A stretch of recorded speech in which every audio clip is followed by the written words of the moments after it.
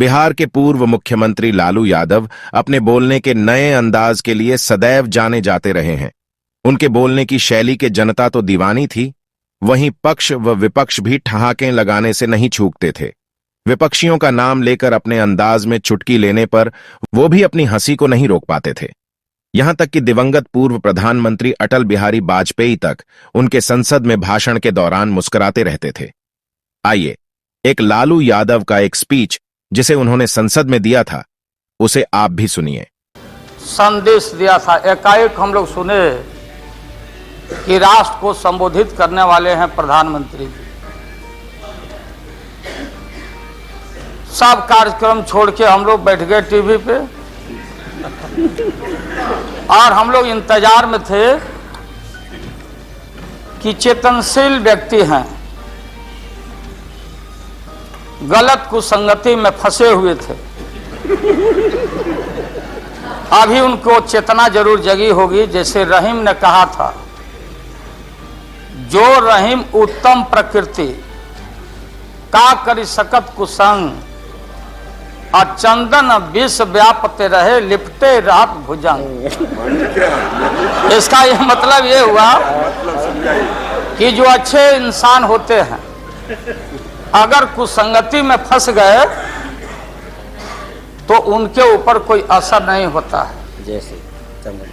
जैसे चंदन के को पूरा चंदन को विषधर लपेट के रखता, चंदन पर उसका असर नहीं होता। लेकिन दुर्भाग्य है हम लोग के इस देश का, नैतिकता का पाठ पढ़ाने वाले हम जैसे लोगों को बताने वाले, सत्ता ऐसी चीज होती है, सत्ता की ऐसी भूख होती, न जाने कितने राजे महाराजे कितने रूलर आए देश में और बोलते चले गए हम धरती पर कब्जा कर लेंगे, हम किसी को आने नहीं देंगे। रावण भी आए तो बोले कि हम सीढ़ी लगाएंगे स्वर्ग में, लेकिन धरती ज्यों के त्यों है और खामोश है। ये जो मन है, ये मन इतना मतवाला है कि चेतता नहीं। जा सुनिए सब, उसमें हम सब लोग हैं। आप सुनिए भाई, उसमें हम सब लोग हैं। हाँ वो बता रहे हैं, वो भी बता रहे हैं। मुझे अफसोस है कि आप जा रहे हो, कहीं मेरे चाचा बैठे हैं गफूर चाचा, कहीं मेरा भाई बैठे हैं नीतीश कुमार, लेकिन धर्म अधर्म की बारी आई है तो आज गद्दा चलाना पड़ रहा है तुम्हारे पीठ पर। हम लोग चिंता मत कर। तो ये जो मन है मतवाला, कहीं हम लोग के गुरु जौहर साहब बैठे हुए हैं, गुरु थे हम लोग के। मुझे अफसोस है, मैं आता हूं कि ये जो मन है माननीय प्रधानमंत्री जी, मतवाला भोला है, ठुमक ठुमक के थिरकता है, चाहे होली हो या कोई हो। जैसे आप थिरक रहे थे और हम कपड़ा फाड़ के पटना में होली गा रहे, ऐसे ही लोगों के लिए ये धरती ज्यों का पृथ्वी खामोश है, वहीं ज्यों का त्यों है। सूफी आए संत आए, आपके सूफी संत जैसे अडवाणी जी बैठ के उपदेश पढ़ा रहे थे, आपने सोचा नहीं कि आपका सत्यानाश क्या हुआ, किसने किया ये बात। उन दिनों में सूफी आए संत आए और भटकते इंसान को, मतवाला इंसान को, जो बान को बान नहीं समझता, माँ को दूसरे की माँ को माँ नहीं समझता, दूसरे के बाप को बाप नहीं करता, प्रणाम नहीं करता, तो सूफी और मौलाओं ने कहा कि दौलत दुनिया माल खजाना दुनिया में रह जाएगा, और मुट्ठी बांध के आया बंदा हाथ पसारे।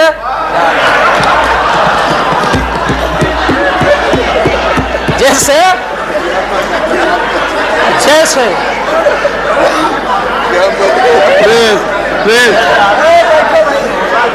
लेकिन ये जो मन है, ये जो मन है मानता नहीं।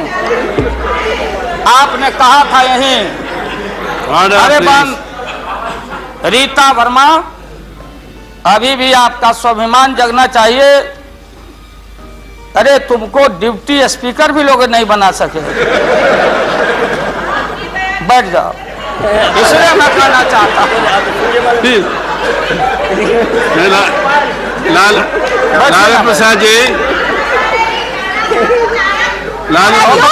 हाथ पसारे जाएंगे ऊपर। बैठे बैठे जी। माननीय दिन दशा आपके 13 महीने के शासन में मुझे अफसोस है,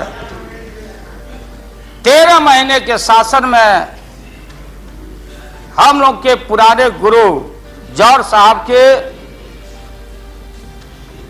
कपड़ा में, लता में, अरे रुको ना भैया, सुना करो ना, कोई परिवर्तन नहीं हुआ। आप देखेंगे कि हम लोग टाइट कपड़ा पहन के आते हैं। जौहर साहब का पोशाक देख लीजिए, और बिहार में जाते हैं तो फिर वहां पोशाक आप देख लीजिए, अरे फटा, यही स्थिति उनकी रह गई। अब उनका क्या दोष हो सकता है? तो आखिर इनका और उनका जो मिलन हुआ, जौहर साहब का और रूमर फ्लोटिंग सेंटर का जो मिलन हुआ, तो ये बड़े सोच समझ के हुआ। तो जौहर साहब के मामले में जो भ्रष्टाचार पर सोच है, जो बताते रहे हैं, हम लोग को जेल भेजवाते रहे हैं। राबड़ी देवी महिला मुख्यमंत्री, जिसका मुकदमा में नाम नहीं हो, अपमान कराते रहे हैं। राबड़ी देवी मिलती है माननीय प्रधानमंत्री जी से मेरे साथ में, प्रधानमंत्री जी ने माना कि बहुत गलत काम हुआ। तो मैं फिर आऊंगा। आपने कहा था कि दुनिया का सबसे बड़ा स्काम है पशुपालन स्काम। आएगा दूध का दूध, पानी का पानी, जैसे सारे बैठे हुए लोग। अब बचा कौन है इस मुल्क में? कौन बेदाग बैठा है? और मैं इन चीजों को आज कोई छेड़छाड़, कोई बात नॉर्म्स के खिलाफ मैं जाना नहीं चाहता हूं। बातें दबाई नहीं जा सकती है। चाहे जितनी बातों को हम जहां भी थापर साहब के टीवी में या जहां भी हम कोई बातों को कह डालें, बात दबती नहीं है, अभिलेख मिटता नहीं है। आप माननीय प्रधानमंत्री जी, आपने चिंता जताई और इतिहास को, आडवाणी जी गृह मंत्री जी ने गृह को खराब किया है। आपका जो गृह है उन्होंने खराब किया है, और आप मतवाले की तरह, आपका ज्यादा दोष नहीं है। मैं किसी को अपमान करने के लिए नहीं कहता हूं। मैं जन्म लिया था फुलवरिया गांव, गोपालगंज में, फुलवरिया गांव में। तो हम लोग को मालूम नहीं कि हमारे भविष्य में क्या लिखा है। तो ये गोसाई लोग एक ऐसा रखते थे पशु, बैल, आंख पर मासा है, पीठ पर पैर है, बहुत छोटा नाटा है, जिसको नादिया बोलते उत्तर प्रदेश में। हम लोग अपने यहां बसहा बैल बोलते। भोला बाबा, शंकर बाबा का अवतार माने बसहा बैल। और वो जो गोसाई है, कपड़ा उपड़ा उड़ा के और हजारों चिट्टी कौड़ी उसमें साट के रखता, गेरुआ बस्तर पहन लेता। और हमारे साधु लोग जो ये बैठे हैं, देखिए, इसी रूप में रहता।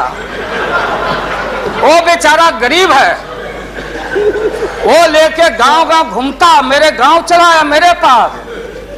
मेरी माँ बैठा दी ओरी के नीचे खपड़ा घर के, देखो बाबा, देखवा दो मेरे बेटे के भाग में क्या लिखा हुआ। ये हम ही अकेले नहीं, लाखों लोग जो गांव से आते, उनको इन बातों की जानकारी है।